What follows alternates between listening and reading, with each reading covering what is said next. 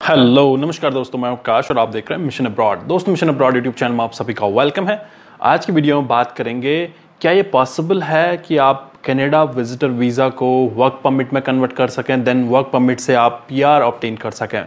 बहुत सारे व्यूअर्स के और सब्सक्राइबर्स के मेरे क्वेश्चंस हैं, और जब मैंने अपने कमेंट देखे और आज मैं अपना इनबॉक्स चेक कर रहा था तो मुझे मोस्टली क्वेश्चंस ये मिले कि सर क्या हमें विजिटर वीज़ा मिल सकता है, और अगर हमें विजिटर वीज़ा मिल गया तो क्या हमें as a truck driver, as a farm worker Canada में वर्क परमिट मिल सकता है, तो क्या हमें विजिटर वीज़ा से वर्क परमिट मिल सकता है। तो इजी वे में आपको आज एक्सप्लेन करने जा रहा हूँ इसके बारे में। हालांकि मैंने एक वीडियो पहले भी पोस्ट किया है, how to convert Canada tourist visa to work permit. Detail में आपको और भी डेप्थ में इस वीडियो में आपको समझाने जा रहा हूं। तो चलिए वीडियो शुरू करते हैं।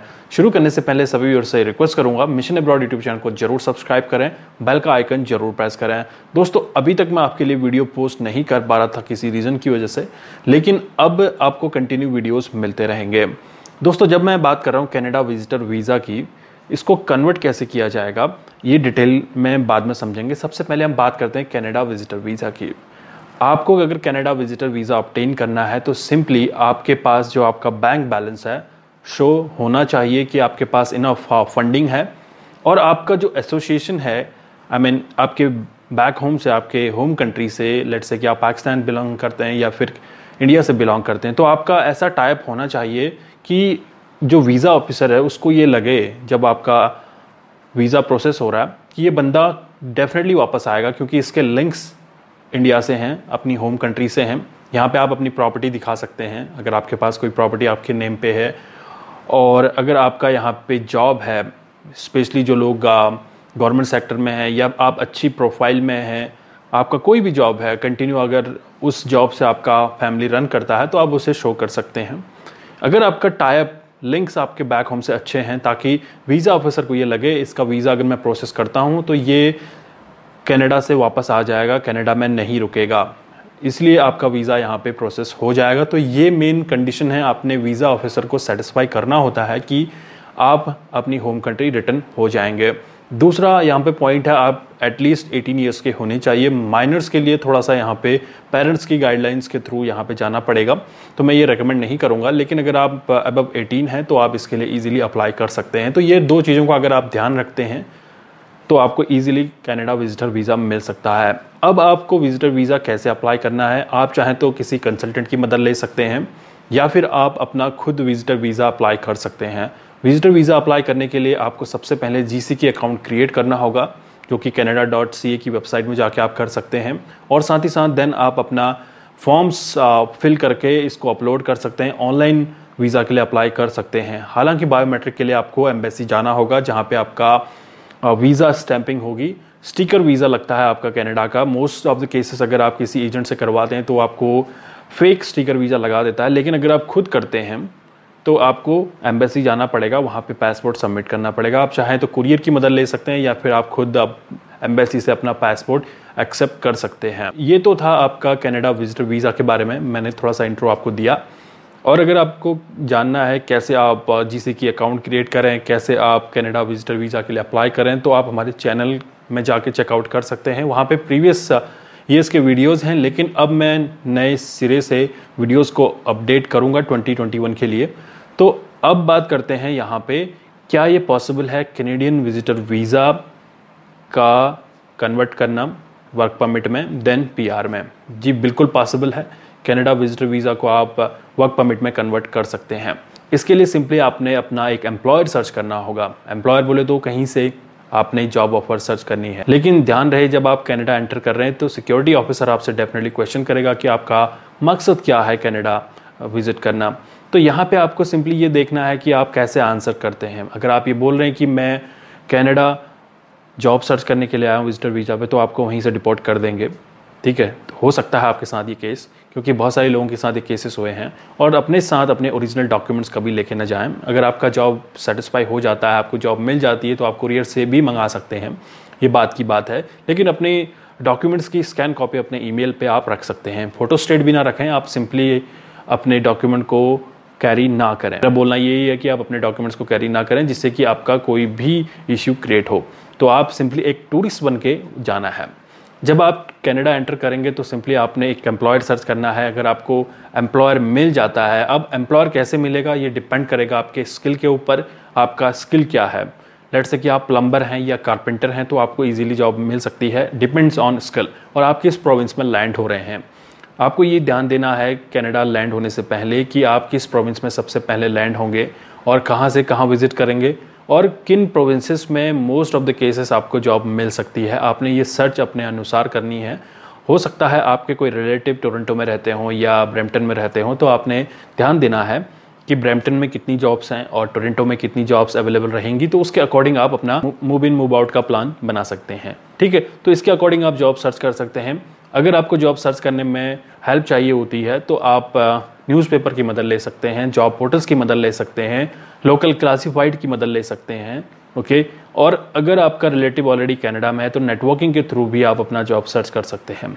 और अगर आपका कोई फ्रेंड कनाडा में है तो ये आपके लिए काफ़ी गिफ्ट रहेगा, और वहाँ पे आप अपने फ्रेंड के थ्रू उसकी कंपनी में, फैक्ट्रीज़ में जॉब सर्च कर सकते हैं। लो स्किल वर्कर्स हैं, आप फैक्ट्रीज में जॉब सर्च कर सकते हैं, होटल्स में जॉब सर्च कर सकते हैं, एकोमोडेशन सेक्टर में जॉब सर्च कर सकते हैं, रिटेल में जॉब सर्च कर सकते हैं, डिपेंड करता है।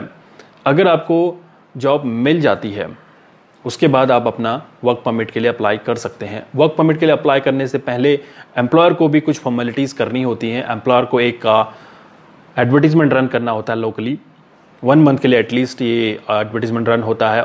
अगर 1 मंथ के अंदर एम्प्लॉयर को वर्कर नहीं मिलता है तो एम्प्लॉयर ESDC डिपार्टमेंट को नोटिस सेंड करता है। ESDC को ये बताता है एम्प्लॉयर की जिस वर्कर की मैं तलाश में हूँ, मुझे कनाडा के अंदर वो वर्कर नहीं मिल पा रहा है, लेकिन मैं ओवरसीज से वर्कर को हायर करना चाहता हूँ। और उसके बाद एम्प्लॉयर 1000 कैनेडियन डॉलर सबमिट करने के बाद LMIA ऑब्टेन करता है, और आपको LMIA मिलने के बाद आप इजीली बॉर्डर पे जाके अप्लाई कर सकते हैं 155 कैनेडियन डॉलर पे करके, जहाँ पे आपका छोटा सा इंटरव्यू होता है। पिछले वीडियो में मैंने आपको स्टेप बाय स्टेप पूरा चीज़ बताया कि कैसे आपको बॉर्डर पे जाना है, क्या क्या क्वेश्चंस आपसे पूछे जाएंगे, बेसिक क्वेश्चंस आपसे पूछे जाते हैं, उन चीज़ों का आपने ध्यान रखना है।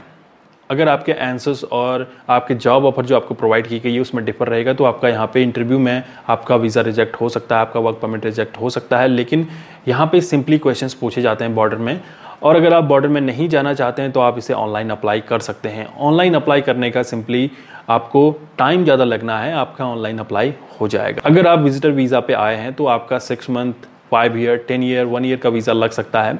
तो सिंपली आपने करना क्या है, 6 मंथ के अंदर एग्जिट कर लेना है और उसके बाद आप वापस आ सकते हैं। आपके पास वीज़ा, आपको टिकटिंग का ही खर्चा आना है, और विद इन 6 मंथ आप इजीली जॉब सर्च कर सकते हैं, क्योंकि कनाडा के अंदर बहुत सारी जॉब्स हैं, अभी भी जॉब्स भरी पड़ी हैं, क्योंकि कनाडा की जो पॉपुलेशन है काफ़ी एज्ड हो गई है। I mean population is ageing, इसका मतलब है कि मोस्टली जो एवरेज पॉपुलेशन को लेके चलें तो 45 से लेके 50 के बीच में एवरेज एज है, और यहाँ पे ओल्ड एज और किड्स को काफ़ी अच्छी फैसिलिटी गवर्नमेंट देती है, और ओल्ड एज और किड्स से कोई भी बेनिफिट कैनेडियन गवर्नमेंट को नहीं है। तो इसलिए यहाँ पे जॉब जनरेट करना है, और कनाडा का जो रकबा है, एरिया है, काफ़ी बड़ा है, और इन एरियाज़ में पॉपुलेशन को बढ़ावा देने के लिए इमिग्रेंट्स को यहाँ पे इजीली लचीलापन दिया गया है कहीं कहीं पे।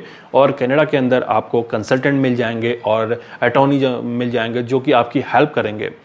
ठीक है, कहीं ना कहीं लूप होल गवर्नमेंट के उसमें भी होता है, और जिसका फ़ायदा कंसल्टेंट और लॉयर्स उठाते हैं, और इसके थ्रू आपको ईजिली वर्क परमिट भी ऑब्टेन करवा देंगे।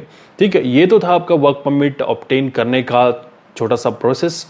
और अगर आपको ईजी मैनर में कनाडा का वर्क परमिट ऑब्टेन करना है तो आपको करना क्या है, ट्रक ड्राइविंग का लाइसेंस लेना है। मैंने पिछले वीडियो में आपको ऑलरेडी बता रखा है कि ट्रक ड्राइविंग का लाइसेंस कैसे ऑब्टेन कर सकते हैं, कौन कौन से लाइसेंस होते हैं। तो आपको यहाँ पे ये ध्यान रखना है, अगर आप ट्रक ड्राइविंग के लिए जा रहे हैं तो आपके पास इंडिया, पाकिस्तान या बांग्लादेश, जिस भी कंट्री से आप बिलोंग करते हैं, वहाँ पे आपका जो लाइसेंस है काफ़ी पुराना हो, एटलीस्ट 5 ईयर, 3 ईयर का होना चाहिए, और आपका एक्सपीरियंस होना चाहिए। तो उसके बाद आप कनाडा आके टैक्सी का लाइसेंस ले सकते हैं, और उसके बाद आप ट्रक ड्राइविंग के लिए अप्लाई कर सकते हैं। ट्रक ड्राइविंग लाइसेंस मिलने के बाद आपको यहाँ पे इजीली जॉब मिल जाएगी, देन आपको वर्क परमिट भी मिल जाएगा। सारा काम आपका एम्प्लॉयर देखेगा, आपने सिंपली अपना एम्प्लॉयर सर्च करना है। ओके, तो ये तो था आपका वर्क परमिट ऑब्टेन करने तक का प्रोसेस। और उसके बाद अब बात करते हैं कि आपको PR कैसे मिलेगी। अब PR मिलने के लिए सिंपली आपको, आपके पास वर्क परमिट होना चाहिए, पीआर के लिए आपके पास वर्क परमिट होना चाहिए। आफ्टर 1 ईयर आप इसके लिए अप्लाई कर सकते हैं पीआर प्रोसेस के लिए। मोस्ट ऑफ द केसेस अगर हम किसी भी कंट्री में विजिट करते हैं, वर्क कर रहे हैं, तो हमें ये ध्यान रहता है कि यार मेरा वर्क परमिट 2 साल बाद 3 साल बाद ख़त्म होना है, तो इसके बाद मैं करूँगा क्या। तो ईजीएस्ट मैनर में आप यहाँ पे वर्क परमिट के बाद पीआर के लिए अप्लाई कर सकते हैं। पीआर के लिए आप अप्लाई कर सकते हैं बाकायदा आपका ऑक्यूपेशन एनओसी कोड 0A और B में हो। ओके, 0 जो होता है एनओसी कोड, ये मैनेजरियल पोजीशंस के लिए है, उसके बाद प्रोफेशनल्स के लिए है A, और B जो है आपका टेक्निकल जॉब्स के लिए, जैसे कि मैंने आपको बोला प्लम्बर, रूफर्स हैं, मेसन्स हैं, तो ये चीज़ें टेक्निकल्स में आती हैं। तो आप यहाँ पे इसके लिए अप्लाई कर पाएंगे। एनओसी कोड्स में आपका जॉब होना चाहिए। बहुत सारे केसेस में फार्म वर्कर्स सीजनल जॉब्स होती हैं, तो वहाँ पे भी आप जॉब ऑफर ऑब्टेन कर सकते हैं। इसका क्राइटेरिया थोड़ा सा अलग है, लेकिन हम यहाँ पे सिंपली बात करें एनओसी कोड 0 और AB के लिए, तो आप यहाँ पे अप्लाई कर पाएंगे। अगर आपका जॉब एनओसी कोड A और B के अंदर आता है तो आपको पीआर मिल जाएगा। हालांकि पीआर ऑब्टेन करने के और भी तरीके हैं, जैसे कि एक्सप्रेस एंट्री है, PNP प्रोग्राम्स हैं, इनके थ्रू आप अप्लाई कर सकते हैं।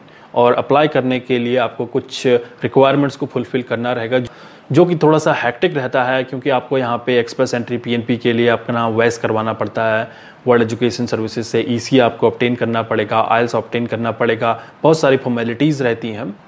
लेकिन अगर आप अपने होम कंट्री से अप्लाई कर रहे हैं कनाडा इमिग्रेशन के लिए, तो express entry and PNP are the easiest methods to immigrate to Canada. अब आपको कनाडा सेटल होना है तो अपनी स्किल्स को आपने अपग्रेड करना है। स्किल्स आपकी कैसे अपग्रेड होंगी, स्किल्स डिपेंड करती है आप करंटली किस पोजीशन पे हैं, कौन सी जॉब कर रहे हैं। तो वहाँ से अगर आपका किसी और स्किल की तरफ रुझान है तो उसका एटलीस्ट आप 1 ईयर का एक्सपीरियंस ले लीजिए। अगर आपके पास 1 ईयर का एक्सपीरियंस रहता है और सर्टिफिकेशंस आपके पास रहते हैं, लेट्स से कि आप प्लम्बिंग में है या फिर कारपेंटर में है, तो ITI कर लीजिए। जिन लोगों के पास ITI का ऑप्शन है तो ITI कर लीजिए, और ITI के बाद 1 ईयर का एटलीस्ट एक्सपीरियंस लीजिए। उसके बाद आप कनाडा विजिट कर सकते हैं। जो ऑलरेडी वर्किंग हैं, जिनके पास पोटेंशियली काफ़ी अच्छा बैंक बैलेंस है और जो बिज़नेस फैमिली से बिलोंग करते हैं, तो बिज़नेस वीज़ा पे, इन्वेस्टर वीज़ा पे भी आप जा सकते हैं। बहुत सारे ऑप्शंस हैं, मोर देन 80 ऑप्शंस यहाँ पे आपको मिलेंगे कनाडा इमिग्रेशन के, क्योंकि आपको मैंने जैसे पहले बताया कि कनाडा का जो पॉपुलेशन है, एजिंग है, उसकी जो एवरेज एज है 45 से लेकर 50 के बीच में है, और यहाँ पे यंग ब्लड की काफ़ी ज़्यादा ज़रूरत है। मोस्ट ऑफ द केसेस यहाँ पे जो भी सिटीजन है ये 50-55 के बाद रिटायर होना चाहते हैं और दुनिया घूमना चाहते हैं, और वृद्धावस्था में कोई भी बंदा वर्क करने के लायक नहीं होता है। तो इसलिए यहाँ पे यंग ब्लड की काफ़ी ज़्यादा रिक्वायरमेंट है, और जॉब्स आपके पास भर भर के पड़ी हुई हैं। अब आपको यहाँ पे जॉब सर्च करने के लिए अपना CV प्रिपेयर करना बहुत ज़रूरी है। अगर आप जॉब सर्च करना चाहते हैं तो आपका CV कैनेडियन स्टैंडर्ड के अकॉर्डिंग होना चाहिए, और अगर आप CV प्रिपेयर करना जानते हैं तो अच्छी बात है। अगर आपने अभी तक अपना CV प्रिपेयर नहीं किया एज़ पर कैनेडियन स्टैंडर्ड, तो आप हमारा ईबुक डाउनलोड कर सकते हैं। ईबुक का लिंक नीचे डिस्क्रिप्शन में मिल जाएगा। तो दोस्तों, उम्मीद करता हूँ आपको यहाँ पे इजीली समझ में आ गया how to convert Canada tourist visa to work permit and then PR। तो मिलता हूँ अगले वीडियो में, तब तक के लिए thank you, have a good day, bye bye.